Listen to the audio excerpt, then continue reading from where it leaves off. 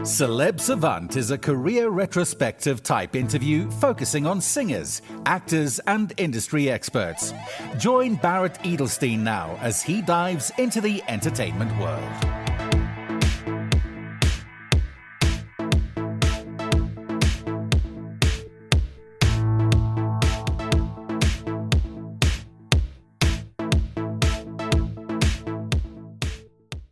Desiré Gardner is a South African writer and actress.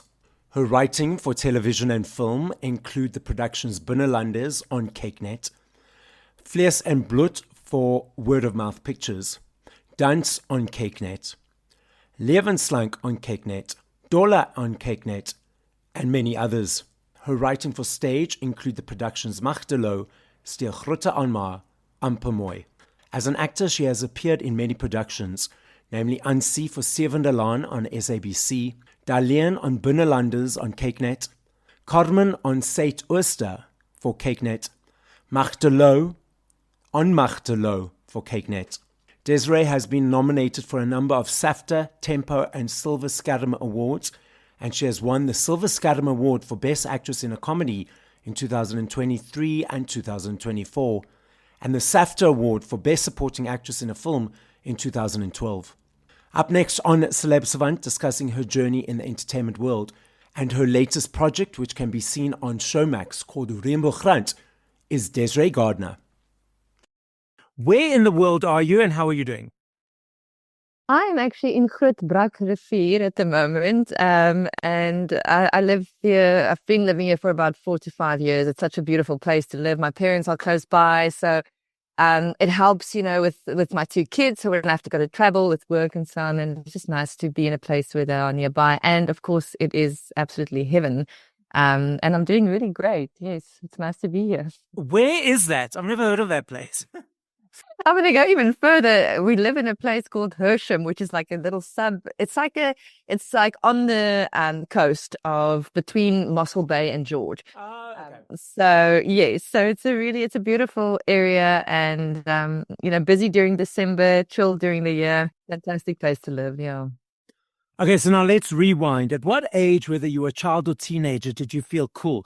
I want to be in this creative arts, the entertainment world. And how did that journey progress? You know what? I think I've always kind of known. And it's a strange thing because I always felt more comfortable when I was not in my own skin, if I can put it like that. I'm one of those people who I'm a little bit, they say in Afrikaans, lomp, like I'm clumsy, so I will often be the one who drops the plate at the buffet. And then since I was small, when I take on a character, when I tell stories, I just feel a little bit more able, and I think that's where it started. And then then I started doing straight. I stayed fit, stuff like that, and that's during that time where people actually said, okay, there's something there. I just love to escape to another world, in my imagination or with characters. So it really did happen at a very young age, actually. And then as I got older, I decided I want to go study drama. I want to take the risk. So I studied drama at Tix in Pretoria.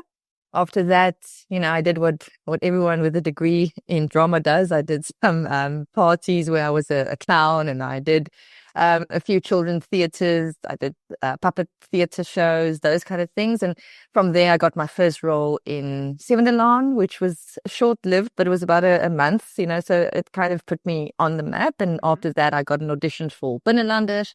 And I think that's kind of where my career set off. In between that, I also got a very, very short, small role in Usen Diesel, which was on SABC2 at that time. And then from there, it was Binnelanders. Binnelanders became a long, 8-year gig. And then from there, so I twisted in between a few movies here and there. And yes, now I am here where I'm starting to focus also on the writing as well, which is really great. I really love that. You already referenced that you what was the word? You lump. So so in that you prefer portraying and being other characters because it makes you able. But beyond that, what else do you enjoy about acting? I think it's I actually watched something yesterday. I think it was that Jim Carrey spoke about how we as artists take all our kind of broken pieces and we create something beautiful out of it, and I think that's why a lot of the times people in the industry, even artists, all artists actually really, are very complex, because we kind of sometimes hold on to some things that we know we can use later to either write a story or create a character. So I think I really love that. I love the escapism that comes with it. I love that feeling just before I go onto stage, I can hear the people in the audience and I know I've got to be on that stage for an hour on my own, even though it's terrifying. But I also really enjoy that. I'll never be a person who jumps off out of a plane or something, but that is kind of like my thrill. So I think it's that feeling of feeling alive and really feeling like you're connecting to other people with, creating stories. And obviously, there's such a beautiful thing when you write a sentence and people read it and cry or laugh, to be able to get that emotion out of someone. It's something that it's a blessing, and it's really a privilege. So I really love that. I love connecting to people's hearts. Sometimes it's from one broken heart to the next, but I love that connection that you feel with people. So for you, what is the difference between being on the stage doing a theatre show compared to being in front of the camera? I think it's a lot more terrifying to be on stage, because especially with my one-woman shows, I did quite a few last year and the year before that where I traveled with it. And, for a fact that if something goes wrong on that stage, you are the only one who can fix it, so I think it's a lot more terrifying when you're on stage, but the instant gratification is so much different. You've got the people in the audience, strangers, just like a sea of faces, but somehow they become your counterpart. They become the other person in the play, and I love that. I love that connection that you immediately build with them, having fun together. Where on television and film, it's also great. I must say, I really love that. It's a lot less terrifying for me, I think, because if something happens, you can cut. And I know people often say this: you can cut and say that's fine. You don't want to. But, there's that option where I think on stage, you've got to be on your feet the whole time, because you can't, lose face. You've got to be constantly, even if something goes wrong, you've got to pretend like it's part of the show. Exactly. So, so I enjoy that as well, strangely enough. But both, I really love both. I'm not one of those people who say I prefer this or that. Yeah. I love all the aspects of the industry. A lot of times these days, people have the 15-second attention span. And then what comes with that is the cell phone comes out. And I get so frustrated. Like yesterday, I was at a theatre production show, and this woman who was sitting like right in front of me, oh, let's take out the cell phone and start WhatsApping. And I was like, can you please switch your cell phone off? And I got a dirty look. And then in movies as well.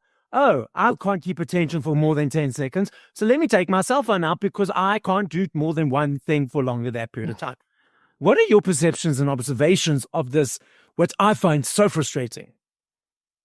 Oh, it is very frustrating, and I think it's a global thing. We've come to a place where we watch TV while we're on our phones, like you say, and we probably have music in the background while we could be chatting to someone on the side. It's becoming absolutely ridiculous. But I think what we can do in that sense is to really try and then incorporate all of those things into a show. So trying to make it fast paced, and then to give them that kind of more than one thing at one stage. You've got the SMS screen on the television while these people are talking. And as soon as you, I think, have them, then you slow them down, and then you go, okay, now, and I've got you, now breathe and watch. But I think it also, it's for us as people, we need to sometimes just put on our phones. And I think sometimes that happens.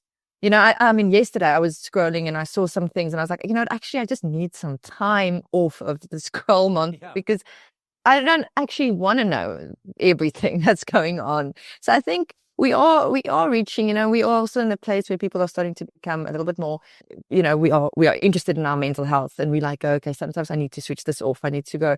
And I think the fact that there are still films and series that are doing so well, people are still binge watching. I think we can still, have that moment of if we grab them in the first, say, episode, and then we've got them, and then they'll maybe even put down their phones. For you, the difference of being on a show for 8 years, creating a character for a month, or being in a movie that is a once-off character, what is the difference between those different elements? I think the wonderful thing that I've learned, because I played two really long parts, one on Binnelanders, one on Zuidooster, and I tend to go back to it as well. And the two characters are Laan and not Magda, that's the older one, Carmen. And I think what I've learned is when I do a character for so long, I can really tell you exactly how they will be able to respond to a situation. So it's almost like you are starting to create a whole different person, and you get to know them on a cellular level. You know, if someone has to wake me up and say, how would Carmen or Laan react? It's two different reactions. The one would be like this, but the wonderful thing is that you get to know them. Where with a movie, it's we don't always have time to get to know the person, so we've got to almost get. It's like having a short relationship with someone, having a fling, or then being involved with someone for a long time. It's almost exactly the same, because you get to know that person, you fall in love so quickly. It's crammed, and then you've got to let go of that character. And both are great ways of learning in this industry. I think that there's that. I think it's 50,000 hours, that rule, or that thing that they say that you've got to spend a certain amount of hours with your craft. And I think especially with soap in our country, thank goodness we still have that platform. Like you say, people are involved, people are invested in those characters, and thank goodness they still do that. Those are the hours that you actually get to learn how to keep a character interesting, even though people have seen her on screen for 6 or 7 years. And that's a different kind of method that you have to apply. So I love both. But I think it's a different way. The one you've got to know, you're going to fall in love with this person. You're going to have a 1 month period with this character, and then you've got to let them go. And the other one, okay, this is long term. I'm going to love you even though I don't like you sometimes. I love soapy. So I'm not sure if you're aware, because they took it off our screens, but Days of Our Lives, Bold and Beautiful, Young and the Restless, they're still being produced overseas. I mean, Days of Our Lives, I think, is in the 60th or 61st year. I wish they'd bring it back. Yeah, I don't know why the powers that be in this country think, oh, we're not interested, when it was like one of the top rated. Anyway, that's my vent for the moment. But when you've got a character that you've been playing for a long time and you know how she would react, have there ever been incidences when the writers gave you a story arc or story thing to portray, and you just felt like, this is not how she would roll or do or interact? And did you think, okay, cool, let me chat with the writers, or did you just flow with it?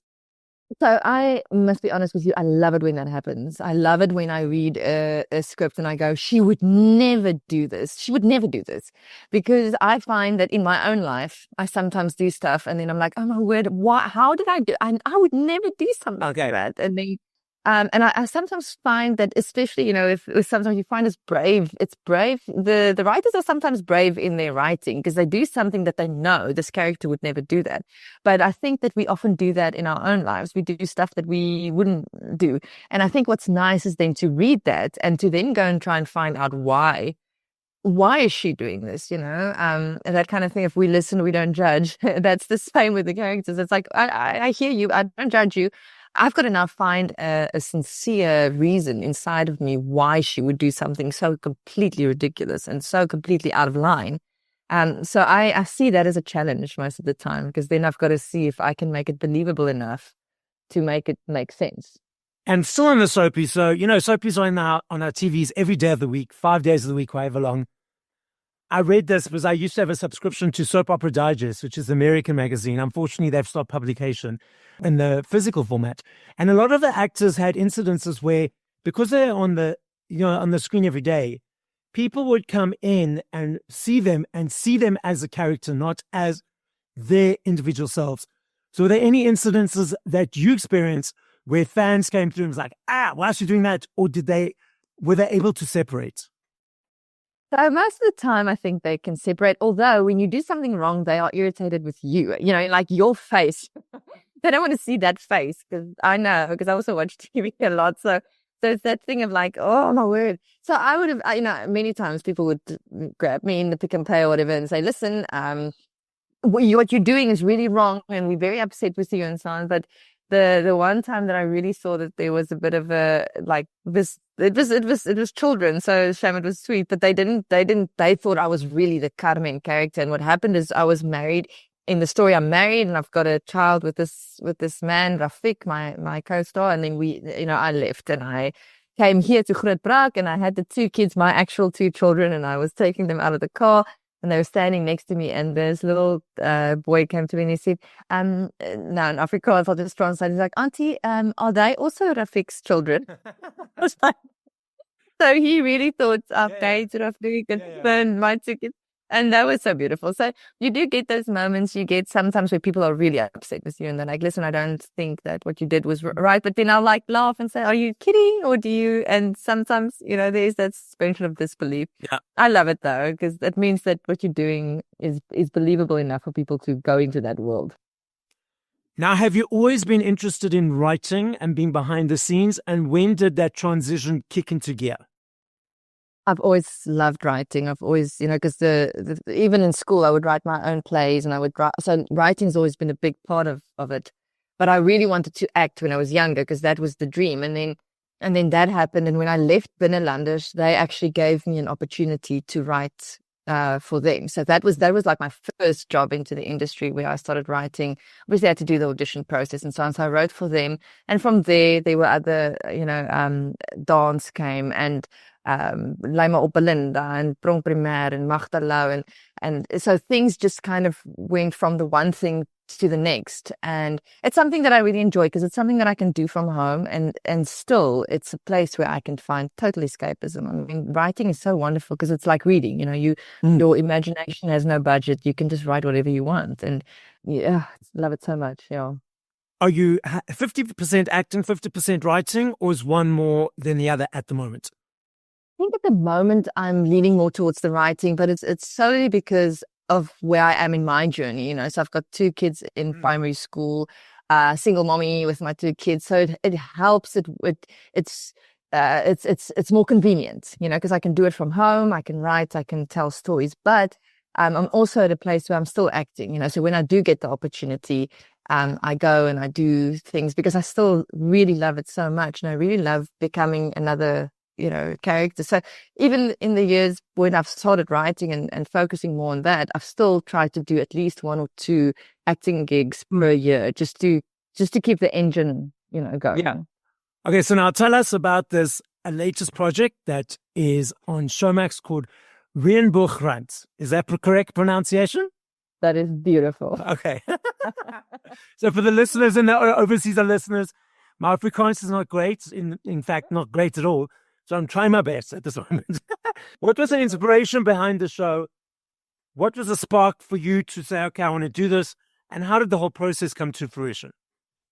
So this is one of those wonderful things that happened to me, So it was lovely. What happened was that Tiaan van die Kerk, who is my assistant head writer, head writer on the show, he went to Sonveld, Sunay Omrink and Andre Velds, and he said, because he had read those books when he was a child. They decided that they wanted to pitch it. They were in the pitching process with Showmax when they involved me, and they said, listen, we want to do this, but we want to have a modern flair. We want to make it a little bit more everyday life, but we want that little essence, that nostalgia of the books in it as well. And so that's when I came in. I read the books for the first time, knew about it, but didn't read it when I was young. So it was great because I actually read it as a person in my 30s, and I think those are the audience members that we really want to catch. We want to grab the people who read the books, and we want to grab the people who are seeing it for the first time. And I think that kind of came together. And I think I read about 3 pages and I was just completely hooked because, and it's what I mentioned earlier, the writing is so brave because your main character does things that you are floored by her decisions. You cannot believe that she would do it. And it's so wonderful because you get so upset and so like anxious, because of the decisions that she makes, but you can't stop reading, and now hopefully can't stop watching. So she's an interesting, all of the characters, but especially the Shani, the main character. She just completely, she catches you off guard the whole time. So you kind of constantly on the back foot going, what are you doing, girl? And I think that's a very lovely, interesting character to create. And those were in the books from Louise van die Kerk back then. She already created her, like that, very brave. And I think from there, we could just make her more modernized, make the world different, create the world where we live in now. A little bit different from the 90s, but to create that essence, nostalgia with modern day life, all together in one. So what is the story? Tell us the overview of the story. So the story in general is about the Brink family, the Brink gesin, and it's the mom and the dad with the 4 kids. The central character is Shani, and she's got her sister who's a little bit older than her. You know, Shani's kind of like the one that is always a little bit off the rails, and Jeanette's the perfect one. And then they've got Dolph, the brother. He's the head boy. He's really one of those kids that everyone looks up to. He's, you know, the Wifsian.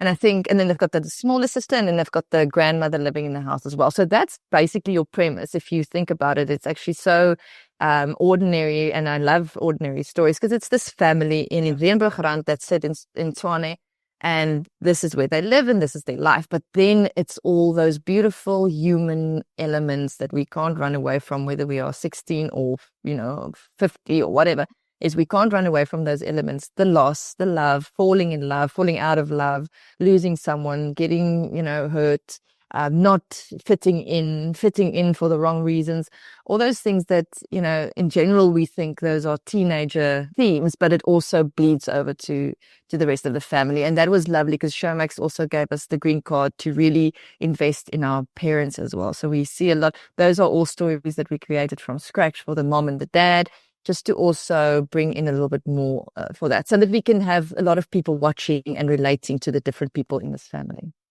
Being a head writer, what does that mean? I was saying to someone the other day, it's almost like writing with an eraser. You know, so I'm used to, when I start something on my own, I write with my pen, and then sometimes, although you do write with your pen as a head writer, but sometimes you also have to write with an eraser because you work with a team. You know, so sometimes you've got to say, oh, let's take that out, let's rather put this in, let's change this, we can't set this on the moon like in the book or whatever. We've got to change that. We've got to create this. So sometimes it is like writing with an eraser, but I think in general, it's an amazing challenge because you've got to look at someone, you've got to look at what they're writing. You've got to have 6 different writers and it's got to sound like the ink is coming out of the same pen. And that's challenging. But I really enjoyed it, and I think I have a wonderful team working with me as well. And then of course you've got to be able to create new stories. You've got to take stories and twist it a little bit, change this a little bit, change this character. Oh, we've got too many people. Let's merge these 2 characters. Yeah. You've always got to be open. If it's a thing of, no, we can't have a swimming pool. Okay, we've got to change it. You know, it's being flexible with the story and really looking at what is the theme of the beat instead of saying, but we have to have a swimming pool because it plays, you know, next. Yeah. You've got to be able to be creative with that eraser. Did the author of the book, were they involved at all or not at all? No, they were obviously notified, and, you know, they gave the permission and said that we can use the material, but Louise wasn't involved in the process at all. You know, kind of like she gave it. And also the nice thing is it's based on, so we are allowed to make changes. We are allowed to, you know, create whole new characters or put in whole new storylines. And that's what's nice. But we really wanted to stay true to, especially the big stories, the big themes in the book. We wanted to stay true to that. And how many episodes? So it's a 90 episode. So it's good because there's a lot coming. But it is in 2 different seasons. So you've first 45 seasons, and then the next season will happen after that. I'm not exactly sure how long the break will be in between. But as far as we've written it, we hope that by that episode 45, there's such a big now I forget the word. Cliffhanger. Anyway. Thank you. Cliffhanger. So it's such a big cliffhanger that you're almost going to really wait, you know, and want to see the next series, because I think by that point we'll all love the characters so much and be invested in them. You know, with all their stuff and their issues and stuff, we'll be invested in the characters themselves. It's on now at the moment, correct? Yes, that's correct. The first 6 episodes are available on Showmax. Okay. And then they get released over a period of time. Lovely. Could there possibly be a season 3, or that's not even a thought at the moment? I mean, there's always the hope, you know how it is. We're always hoping, because the thing is, and you know, I was actually speaking to my producer today as well, is you always, even though you will tie most of the knots, it's always nice to have a few loose ends. Even when a season completely ends, you know, you always have to keep, because that's how life is. there's always loose ends, wherever we find ourselves, we have those loose ends. So even if it's not big ones or massive ones necessarily, we'll keep some of the ends loose just to make sure, because it's always the hope. We always, as writers, as creators, as actors, as artists, we always hope that the people would want more of whatever we are creating. So that would always remain the hope, definitely. Yeah. Now, once you've written and all of that's done, are you there while filming is taking place or not? Unfortunately, not in this situation, because they are shooting in Gauteng, so I'm here, so it's a little bit difficult. But I've had like Magdalo is a comedy season that I've written. We're starting to shoot the third one now in February. Now there, I actually play the character, so that's nice because you're there on the floor. You can sometimes say, "Ooh, actually." I don't try to get too involved because I'm not a director, but I would sometimes be like, just by the way, that's not what I meant, so it's cool to be there. Yeah. But I think it's also in a way, it's maybe good for the writer to write, and then the job ends there, because they will often phone and say, listen, there's this or that, so it's great. But it's almost like taking the batter and giving it to the director and say, there's the batter, and I go bake the cake. And I think if it's, what they say about too many cooks in the kitchen. So I think it's good that it also kind of has a expiry. Yeah, it makes sense. You mentioned Magdalo, Reënboogrant. Anything else that you can tell us? I know it's all very secretive in this world. Or are you just busy with those two things at the moment? At the moment, I am busy with another project, but it's one of those situations where, it's like, disclaim it. Yes. But NDAs, but I am busy with something very exciting. I can tell you it's also comedy related. And I think it's going to be something really fresh and new. So I am busy with something else. And then, I've got my one-man shows that I do. And I've got another show that's coming up with my character not my character, my co-star that plays Ada, the character. We are going to do a play at some of the big festivals this year. Yes, exciting things coming up, and I'm busy. Busy, yeah. But you know what? When you're a freelancer, you're just like, thank goodness for that, because the ebb is here, but the ebb and the flow, So exactly. I love it. So the podcast is listened to throughout the world. As a final message, what would you like to say? I think just that people must continue to watch stories to find their escape in that. It's a wonderful thing that happens when you sit down and you get involved and you actually invest in a story or in characters.